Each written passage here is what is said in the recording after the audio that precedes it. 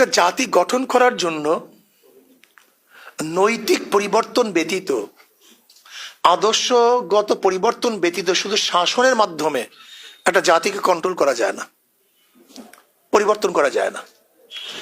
বলেন তো, এখন বর্তমান ওপেন সিগারেট খেলে কত টাকা জরিমানা? 1000 টাকা বর্তমানে জরিমানা আছে আমাদের দেশের আইন। আইন প্রয়োগ করবো কে? পুলিশ। আপনি কি পুলিশকে ওপেনে সিগারেট খেতে দেখেন না? তার মানে কি? আইন আছে, আদর্শ নীতি নেই। শুধু একটা উদাহরণ দিলাম, যে ব্যক্তি দুর্নীতি দমন কমিশনের প্রধান, তিনি চাকরি হারাবার পরে তার বিরুদ্ধে দুর্নীতির মামলা দায়ের হয়, নৈতিকতা নেই। র্যাব দেখা যায় সেই ওই নারায়ণগঞ্জে 7 জনকে হত্যা করছে, আইন আছে কিন্তু যে ব্যক্তি প্রয়োগ করবে তার নীতি আদর্শ নেই, আমরু বিল মারুফ।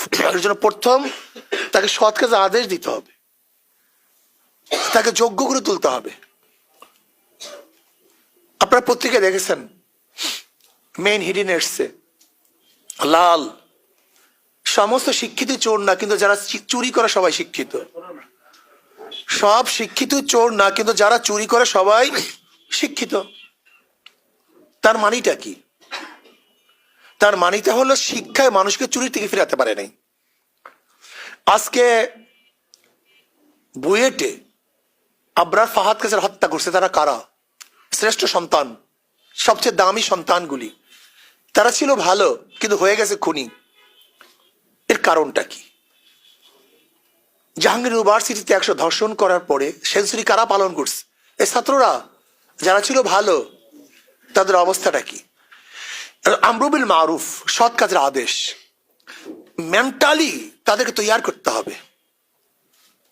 এবং নাহি আনিল মুনকার, শুধু সৎ কাজের আদেশ করছেন, অসৎ কাজ থেকে বিরত রাখবেন না, তাহলে আপনার কন্ট্রোলের মধ্যে থাকবে না। তাহলে আমাদেরকে আমরু বিল মারুফ ও নাহি আনিল মুনকার করতে হবে, সৎ কাজের আদেশ, অসৎ কাজ থেকে মানুষকে বিরত রাখতে হবে।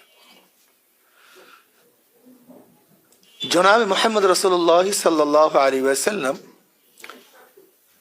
23 বছর, নবুয়তের 23 বছরের 13 বছর মক্কায় কাটিয়েছেন।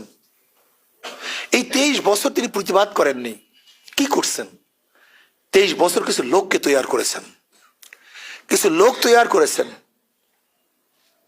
যেই লোকগুলি গোটা দুনিয়া বিজয় করছে, স্বর্ণতুল্য, রাদিয়াল্লাহু আনহুম ওয়া রাদওয়ান।